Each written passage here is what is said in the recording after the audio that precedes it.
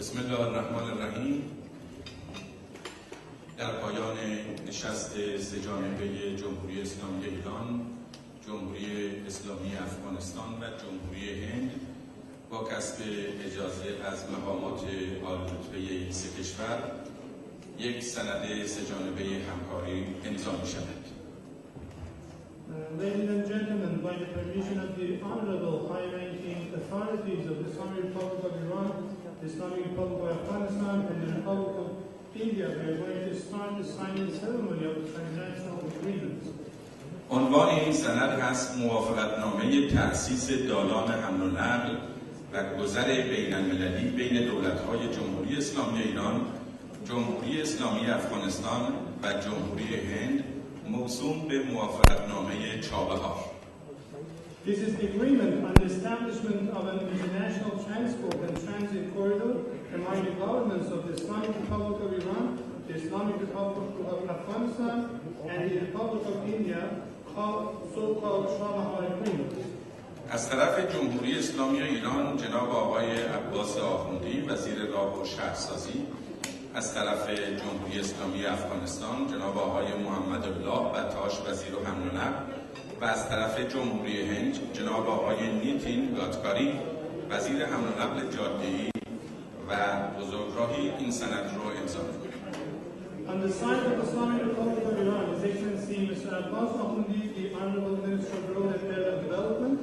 On the side of the Islamic Republic of Afghanistan, Mr. Muhammad Allah Batash, the Honorable Minister of Transport.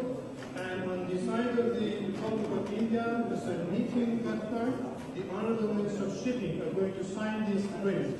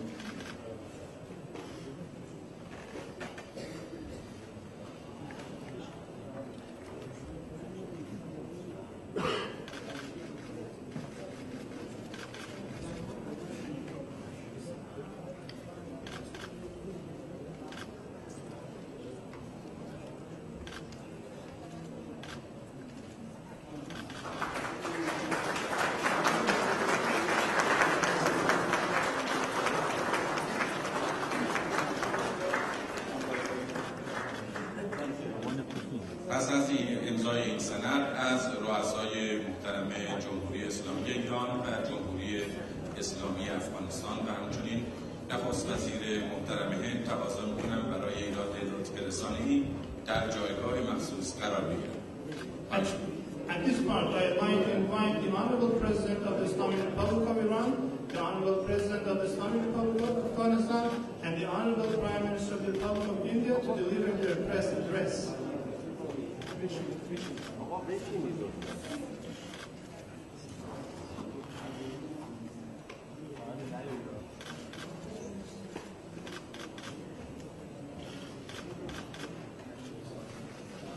بسم الله الرحمن الرحیم.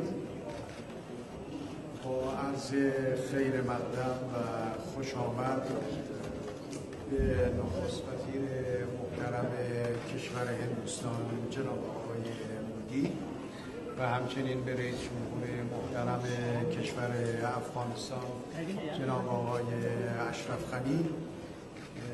امروز به عنوان یک روز مهم و تاریخی در توسعه روابط سه کشور برای ما حائز اهمیت. In the name of God, the most beneficent, the most merciful, I would like to begin by once again saying welcome to His Excellency, the Prime Minister of India, Mr. Modi, and also to His Excellency, the President of Afghanistan, Mr. Ashraf Ghani. And I would like to say that today is a very important day in the history of the relationship between the three countries of Iran, India, and Afghanistan. امروز از طرف تهران، دهلی و کابل این پیام برای منطقه و جهان که راه پیشرفت کشورهای منطقه در سایه همکاری مشترک و استفاده از فرصت‌های منطقه‌ای است. Today, Tehran, Delhi, and Kabul give this message to the region that the path of progress of the countries of the region goes through cooperation and utilization of regional opportunities. البته نماد این همکاری کلمه چابهاره که بهاری است برای هر سه کشور. Of course, the symbol of such cooperation is Chabahar, and Bahar means a spring, and it is a spring for the three of us. و ما در سایه سرمایه گذاری و فعالیت مشترک در چابهار میتونیم کشور هندوستان رو در یک مسیری مطمئن به افغانستان، کشورهای آسیای میانه و قفقاز متصل کنیم. With our joint investments in Chabahar, we can connect India through a reliable route to Afghanistan and also to those countries in Central Asia and even to CIS countries. بنابراین از طریق موافقتنامه و سندی که امروز به امضا رسید، پیامی برای همه کارآفرینان در سه کشور و کشورهای منطقه است که میتونن بر مبنای دالان جدید بین‌المللی برنامه‌های آینده خودشون رو تنظیم بکنن. So, thanks to the agreement and the document that is going to be signed today, the business people and entrepreneurs of our countries and other countries in my region can now count on a new international corridor. سند امروز تنها یک سند اقتصادی نیست، بلکه یک سند سیاسی، یک سند منطقه‌ای است و پیام این سند آن است که کشورهای منطقه باید از فرصت‌های منطقه‌ای برای توسعه و تقویت کل منطقه استفاده کنند. Today's document is not just an economic document. It is actually a political document and a regional one.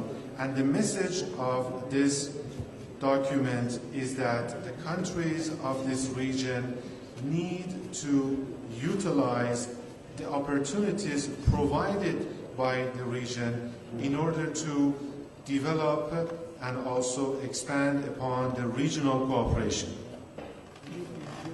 در این توافق سه جانبه فضا برای حضور کشورهای دیگر و فعالیت کشورهای دیگر باز هست و می توانند کشورهای دیگر هم به این سند همکاری در آینده ملحق بشند. There is also room in this trilateral agreement for other countries and for the activities of other countries. And in the near future, other countries can join this document of cooperation as well. تصمیم امروز و توافق امروز بر علیه هیچ کشوری نخواهد بود و اونچه فعالیت سه کشور هست به نفع کل منطقه و به ویژه به نفع صلح و ثبات منطقه خواهد بود. Today's agreement is not going to be against any other country. Our joint activities are going to be useful and beneficial to the whole region and will contribute positively to the peace and stability in this region. در جلسه‌ای که پیش از امضای سند بین رهبران سه کشور برگزار شد، تصمیم بر این شد که هر کشوری وزیری رو مسئول برای ادامه کار قرار بده. وزیر راه و شهرسازی از طرف ایران اعلام میشه. جناب آقای مودی هم وزیر راه و حمل و نقل رو به عنوان مسئول این کار اعلام کردن. جناب آقای اشرف غنی هم بنا شد به زودی وزیر مربوطه رو اعلام بکنن که این سه وزیر به طور منظم با هم جلسات مشترکی داشته باشند، پیشرفت کار رو بررسی بکنند و گزارشات لازم را به سران سه کشور اعلام بکنند. In the meeting that we just had with the participation of the leaders of our three countries, we made the decision that each of us will name a minister to follow up on the progress made in this project. And on our side, from the Iranian side, I have named our Minister for Road and Urban Development for this matter, His Excellency Mr. Modi, named the Indian Minister for Roads and Transportation for this, and Mr. Ashraf Ghani, His Excellency, is going to soon announce his minister. And these three ministers will meet regularly with each other, and they will review the progress made in this project and come back to us with their progress reports. امروز روز سوم خرداد که برای مردم ایران روز تاریخی و مبارکی از پیش بوده، میتونه سوم خرداد همچنین روز همکاری سه کشور و روز چابهار اعلام شد. Today is the 3rd of Khordad on the Iranian calendar, and this is a very important day for Iranians. And from now on, it is going to be even more important because today is going to mark the day of cooperation between the three of us, Iran, India, and Afghanistan. And from now on, this day can be called the day of Chabahar. من یک بار دیگر از نخست وزیر محترم هندوستان جناب آقای مودی، از رئیس جمهور محترم افغانستان جناب آقای اشرف غنی تشکر و سپاسگزارم. Once again, I would like to express my thanks and appreciations to His Excellency Mr. Modi, the Honorable Prime Minister of India, and also to His Excellency Mr. Ashraf Ghani, the Honorable President of the Islamic Republic of Afghanistan. Thank you. از عالی جناب ناریندرا مودی نخست وزیر محترم هند تقاضا میکنم سخنان خودشون رو آغاز کنند.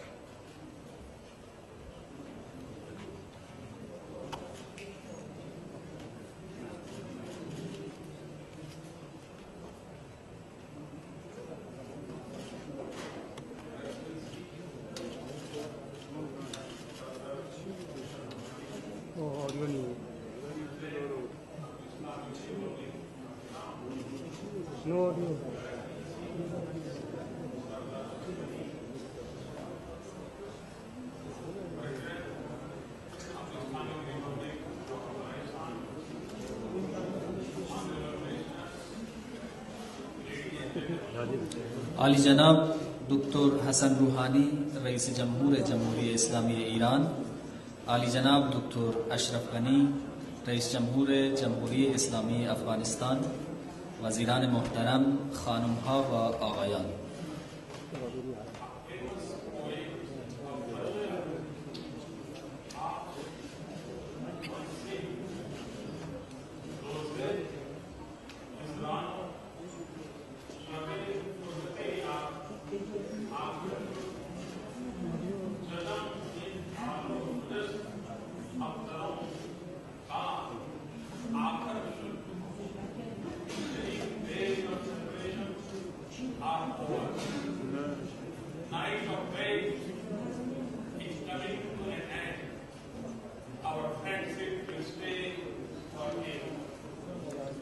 شاعر معروف فارسی زبان حافظ گفته است روز هجران و شب فرقت یار آخر شد، زدم این فال و گذشت اختر و کار آخر شد.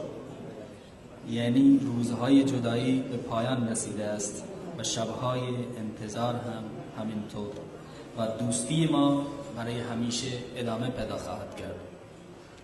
Today we are all witnessing creation of history, not just for the people of our three countries, but for the entire region. امروز همه ما شاهد رقم خوردن تاریخ هستیم، نه تنها برای مردم سه کشور خودمون بلکه برای تمام منطقه. To build bonds of connectivity is the most basic of human urges. برقراری پیوند و ارتباط از نیازهای بسیار اساسی بشر است. Today we seek to fulfill it. امروز ما برانیم که این نیاز را برآورده سازیم. We are grateful to Excellency Rouhani for hosting this unique event. ما به خاطر میزبانی این رویداد بی سابقه و بی نظیر از عالی جناب روحانی سپاسگزاریم. Thank you, President Ashraf Ghani, for your presence. پرزیدنت اشرف غنی از حضور شما در اینجا خیلی متشکریم. It truly holds a special significance. حضور در اینجا مایه مباهات و افتخار است. It's a privilege to be here. حضور در اینجا مایه مباهات و افتخار برای این جانب است. Excellency Rouhani, President Ghani, and I have just had detailed discussions on a range of issues. عالی جناب روحانی، پرزیدنت غنی و این جانب همکنون در مورد مسائل مختلف مفصلاً به بحث و گفتگو پرداخته ایم. The agenda for economic engagement is a clear priority for us. برنامه مشارکت اقتصادی به وضوح از ترجیحات ماست. We stand together in unity for our purpose. ما به دلیل یک هدف مشترک در کنار هم می‌ایستیم. To carve out new routes for peace and prosperity is our common goal. ایجاد راه‌های جدید امن و رسیدن به موفقیت هدف مشترک ماست. We want to link with the world, ما می‌خواهیم با جهان اتصال پیدا کنیم. but better connectivity among ourselves is also our priority. اما رسیدن به اتصال بهتر در بین خودمون نیز از ترجیحات ماست. Excellencies, Iran, Afghanistan and India are deeply aware of the richness and reality of our ancient links. عالی جنابان، ایران، افغانستان و هند به حد کافی و به طور کامل از غنا و واقعیت راه‌های وصل کننده باستانی خود آگاه‌اند. Through centuries, art and culture, ideas and knowledge, language and traditions have formed a common bond between us. از قرنها پیش هنر و فرهنگ، افکار و اندیشه ها، دانش، زبان و آداب و رسوم ما را به هم گره زده است. Even through turmoil of history, our societies never lost touch with each other. حتی در دوره‌های آشفته تاریخ جوامع ما هیچ وقت پیوند خود را با یکدیگر از دست ندادند. Today, we meet to write new chapters in our engagement. دیدار امروز ما آغاز فصل جدید در مشارکت‌های ما خواهد بود. Excellencies, the agreement of the establishment of a Trilateral Transport and Transit Corridor signed just a while ago can alter the course of history of this region.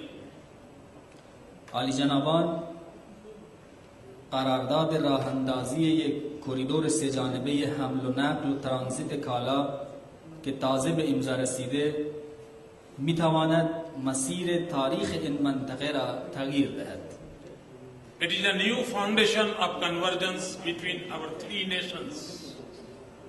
این قرارداد بنیان نهادن یک مسیر تازه همگرایی در میان سه ملت است.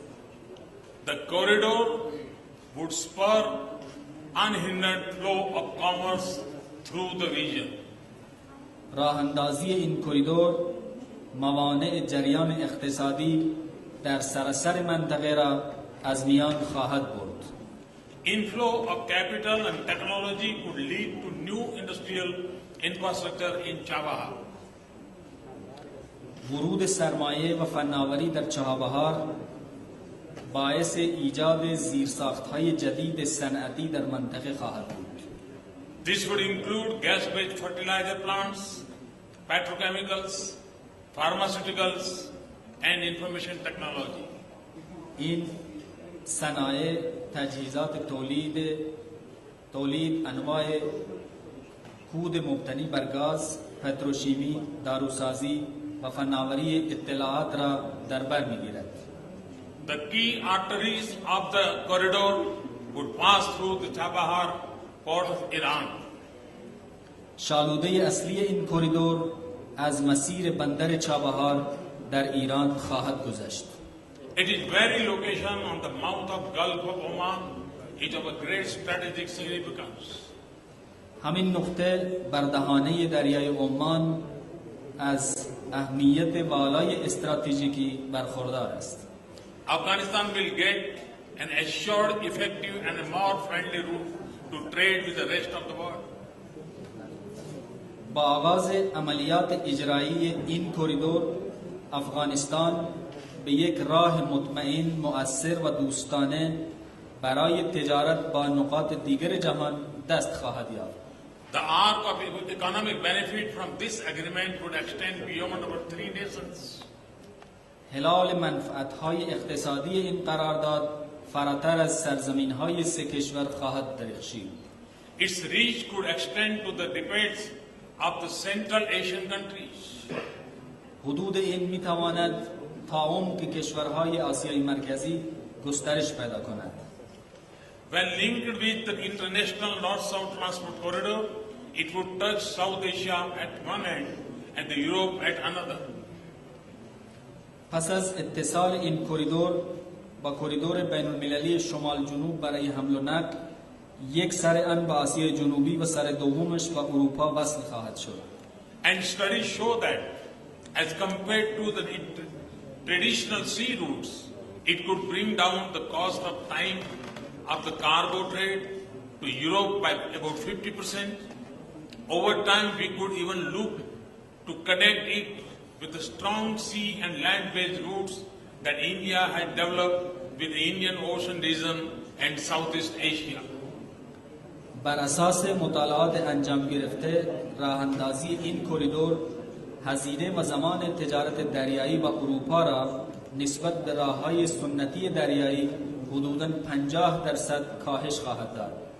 با گذشت زمان حتی ما می توانیم این را با راه‌های مستحکم زمینی و دریایی ساخته شده توسط هند در منطقه دریایی هند و آسیای جنوب شرقی وصل کنیم. Excellencies, the world of 21st century offers unique opportunities, but it also possesses its own set of challenges. عالی جنابان، جهان قرن 21 فرصت‌های کم نظیری را مهیا ساخته است، اما این قرن بسته چالش‌های مخصوص خود را نیز تحمیل می‌کند. Today, the nature of global engagement requires an attitude more suitable to this century, not the mindset of the century gone by. چگونگی مشارکت‌های جهانی امروز یک برخورد متناسب با نیازهای قرن حاضر را می‌طلبد، نه ذهنیت قرن گذشته را. Today, the watchwords of international ties are trust, not suspicion, cooperation, not dominance,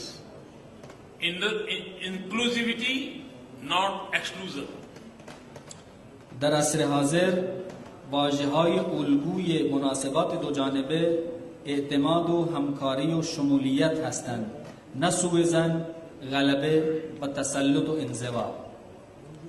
This is also the guiding philosophy and driving spirit of the Chabahar Agreement. برای قرارداد چابهار نیز همین عناصر و عوامل فلسفه راهنما و روح محرک هستند. This will be a corridor of peace and prosperity for our people.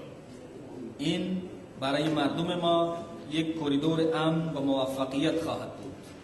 Motives of economic growth and empowerment would drive it. منشأهای پیشرفت اقتصادی و اختیاردهی باعث پیشبرد این خواهد بود. It would break barriers among our nations and encourage new benchmarks of people-to-people contacts. همچنین این قراردادها موانع موجود در بین کشورهای ما را برطرف نموده و روابط مردم با مردم را تشویق و پایه‌گذاری خواهد کرد. And help us to eventually build what we all desire and deserve, a friendly and healthy neighborhood. و به ما کمک خواهد کرد که سرانجام به چیزی که نیاز داریم و سزاوار آن هستیم، یعنی همسایگی دوستانه و مفید، دستیابی پیدا کنیم. Excellency, the world around us is changing in a fundamental ways. عالی جنابان، جهان دوربر ما به طور بنیادین و اساسی در حال تغییر است. And the lack of comprehensive connectivity is not the only challenge that limits our national growth. و کمبود اتصالات سهل و آسان تنها چالشی نیست که باعث محدود شدن پیشرفت ملی ماست. Political turmoil and undercurrents of economic stress continue to spread in West Asia. آشفتگی سیاسی و فشار اقتصادی به طور مداوم در آسیای غربی در حال گسترش است. In the Indo-Pacific, rise a mix of political competition and economic opportunities is putting pressure on the existing Asian order. در مناطق هند و خلیج وجود مسابقه های سیاسی و فرصت های اقتصادی بر اوضاع کنونی آسیا فشار وارد می کنند. Global economy is yet to fully come out of uncertainty and weaknesses. اقتصاد جهانی تا به حال به طور کامل از ابهام و ضعف بیرون نیامده است. Our present growth and future prosperity is under threat from the spread of radical ideas and physical terror. پیشرفت کنونی و موفقیت آینده ما با تهدید گسترش افکار و اندیشه های افراطی و تروریسم فیزیکی مواجه است. Amidst this landscape, our three countries are blessed with the most potent resource, our youth. در لابلای این چشمانداز سه کشور ما خوشبختند که مستعدترین منبع یعنی نسل جوان دارند. Our three nations are estimated to have more than 60% of their population under 30 years of age. حدوداً بیش از 60% جمعیت سه کشور ما زیر 30 سال است. They are an asset in our national and regional development. اینها برای پیشرفت ملی و منطقه‌ای ما یک دارایی و سرمایه هستند. We want them to walk the road to knowledge and skills, industry and enterprise. ما خواهشمندیم که اینها بر جاده دانش و مهارت‌های صنعتی گامزن باشند And not fall victim of the path of guns and violence. و تبدیل به طعمه تفنگ‌ها و خشونت نگردند. I am confident that economic fruits of this Chabahar agreement will expand trade, attract investment, build infrastructure, develop industry and create jobs for our youth. من مطمئن هستم که منفعت‌های اقتصادی قرارداد چابهار باعث گسترش تجارت و ایجاد یک جای مناسب برای سرمایه گذاری و اینجا به یک جای مناسب برای سرمایه گذاری مبدل خواهد گردید و همچنین باعث ایجاد زیرساخت‌ها شده و به عرصه صنایع پیشرفت خواهد داد که برای نسل جوان فرصت‌های کاری را به بار خواهد آورد. The agreement will strengthen our ability to stand in mutual support against those whose only motto is to maim and kill the innocents.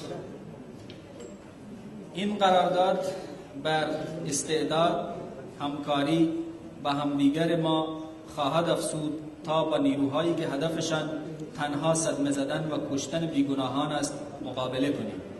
Its success will be a positive vote for peace and stability in the region. موفقیت این قرارداد یک رأی مثبت برای امن و ثبات منطقه محسوب خواهد شد. Excellency, it is my strong belief that trade and transit routes should only be a starting point for our journey to greater connectivity. عالی جنابان، من عقیده راسخ دارم که تجارت و راههای ترانزیت تنها یک نقطه آغاز سفر ما برای اتصالات وسیع‌تر خواهد بود. In my vision, the full spectrum of connectivity agenda between Iran, Afghanistan and India should span from culture to commerce, from tradition to technology, from investment to IT, from services to strategy, and from people to politics. از دیدگاه من کل حیطه عمل موضوع اتصالات ما بین ایران، افغانستان و هند باید نکات زیر را شامل شود. این اتصالات باید از فرهنگ تا تجارت، از آداب و رسوم تا فناوری، از سرمایه گذاری تا فناوری اطلاعات، از مردم تا سیاست با هم متصل بشوند. In a way, it is a place to realize the imperative of better connectivity. به نحوی این یک تعهد است برای درک ضرورت و نیاز اتصالات بهتر. Establish peace and create stability. برای ایجاد امن و برقرار کردن ثبات. Build economic prosperity and engineer new trade ties. برای رسیدن به موفقیت اقتصادی و شکل‌دهی مناسبات جدید تجاری. Curb radicalism and remove shadows of terror and break barriers and spread sweetness of familiarity among our people. برای فرونشاندن افراطیگری و پایان دادن سایه‌های تروریسم و همچنین برای برطرف ساختن موانع و گسترش ملاحت و آشنایی و انس بین مردم. I compliment Excellency Rouhani and Ghani for the leadership in guiding this effort. این جانب از عالی جنابان روحانی و غنی برای رهبری و راهنماییشان در خصوص این اقدام ستایش می‌کنم. Thank you all. Thank you very much. از همه متشکرم. تشکر فراوان. از عالی جناب اشرف غنی ریاست محترم جمهوری اسلامی افغانستان نیز تقاضا میکنم بیانات خودشون رو ایراد بفرمایید. بسم الله الرحمن الرحیم. جناب روحانی، جناب مودی، در قدم اول مراتب امتنان از پذیرایی مثل خوب شما به نمایندگی ملت و دولت افغانستان تشکر از اینکه مهمانداری بزرگ انجام دادیم و این جلسه را در تهران گرفتیم. از تشکر از جناب مودی از روز اولی که ما بحث مناسبات خود شروع کردیم چابهار یک سمبول شد و امروز و حرف را که بار اول در کتمندو شروع کردیم به نتیجه رسید و از تعهد شما، دیدگاه شما و پیگیری شما ابراز می‌کنم. In the name of Allah, the most compassionate, the most merciful, Mr. President Rouhani, Mr. Prime Minister Modi, at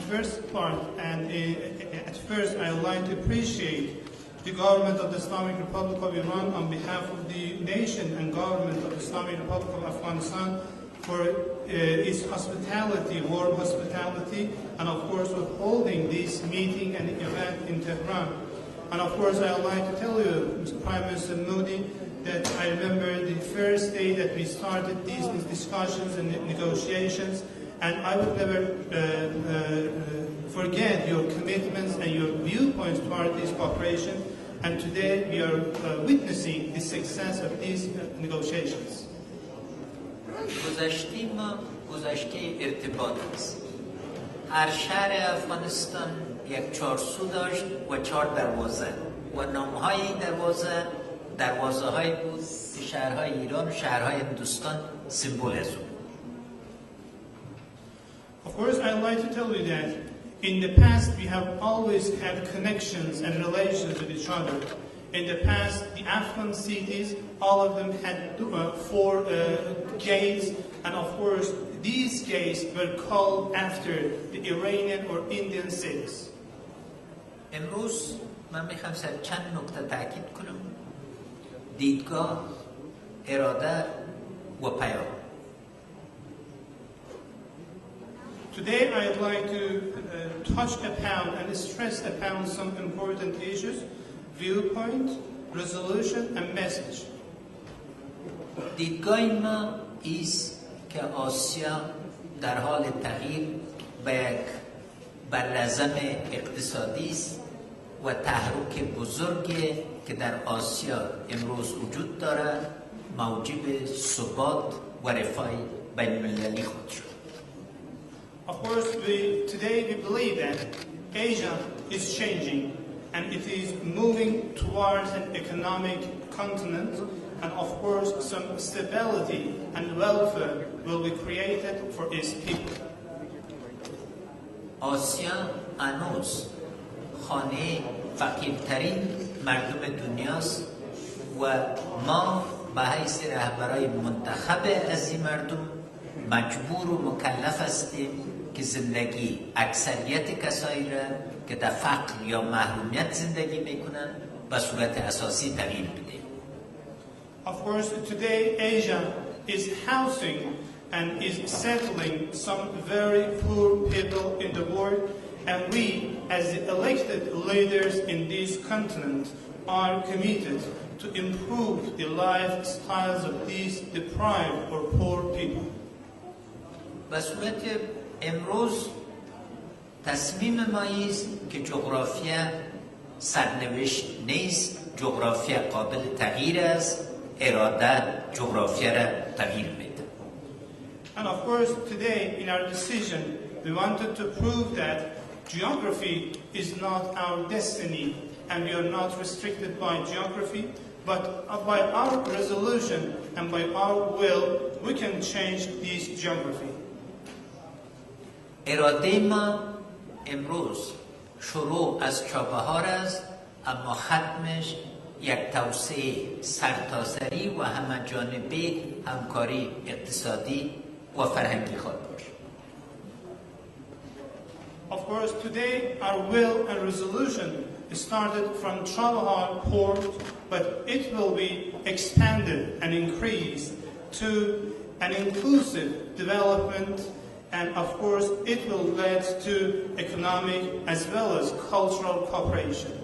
و اراده ما در عمل پیاده خواهد شد از خاطری که پروژه از نظر به زودترین فرصت به یک دالان و یک جاده مشترک مواصلاتی همه جانبه بدل خواهد شد.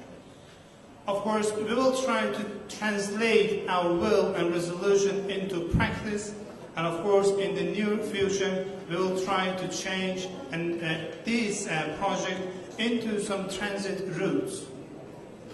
زرنج نقطه وصل پایتخت رستم بود و رستم پس میگردیم.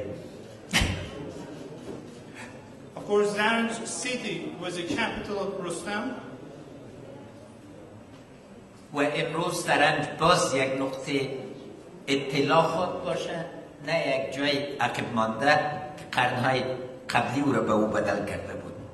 And of course, today this city is a very developed country, and it is not similar to its past decades. از اون جهت ما سرمایه‌گذاری هندوستان بر قسمت رای زرنج دلارام و از جمهوری اسلامی ایران از خاطر اعمار قلعه ابریشم ابراز امتنان میکنم. So, as a result, I'd like to appreciate India for making investment in road building project of Zarand-Laram.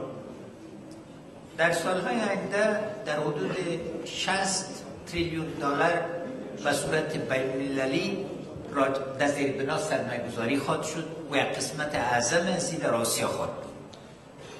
Of course, in the next coming years, some $60 billion some $60 trillion will be made investment in these areas, and most of them will be made in Asia.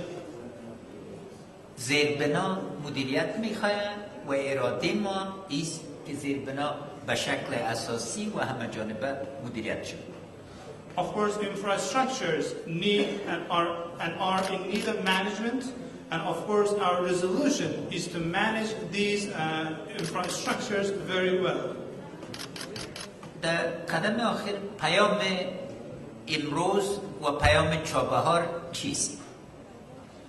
In conclusion, I would like to talk about our today's message and Chabahar message. اول ملت افغانستان از ملت دولت هندوستان و ایران ابراز اطمینان میکنه که بر ثبات آینده افغانستان باورمند هستیم.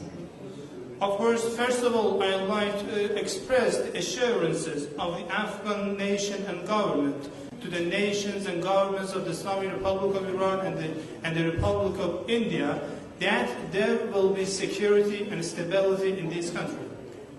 No, that I thank them because they believe that Afghanistan is going to be stable and they are wagering on our stability, not on our destruction.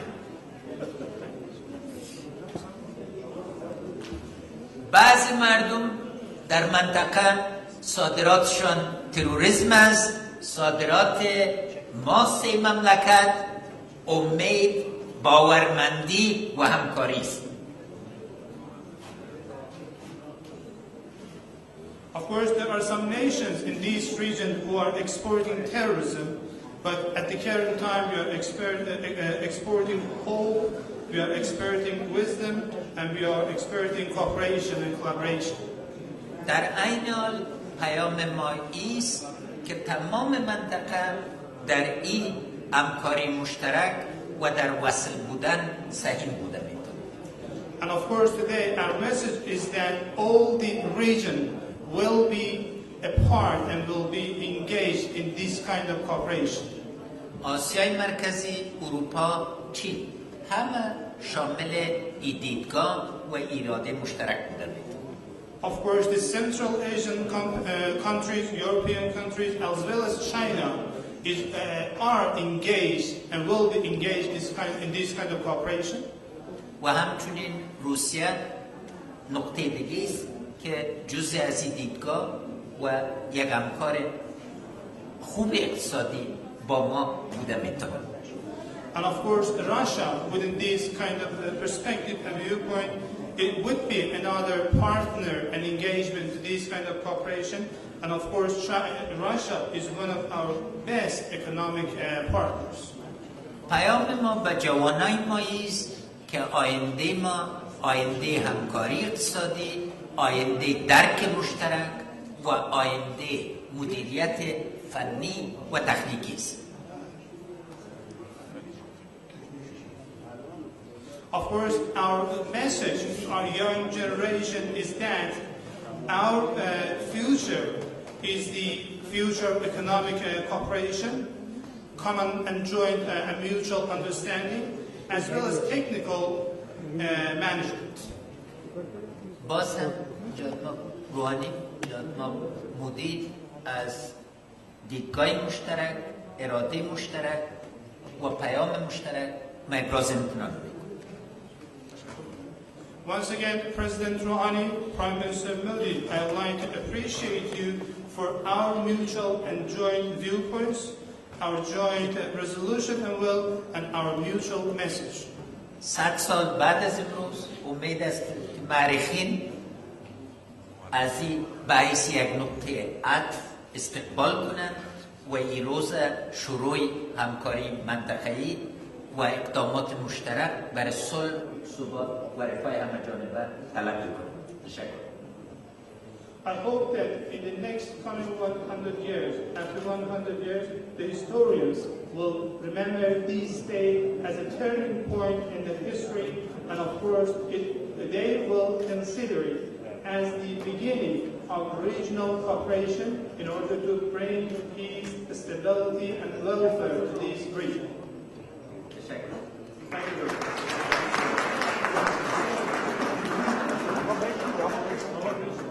سران جمهوری اسلامی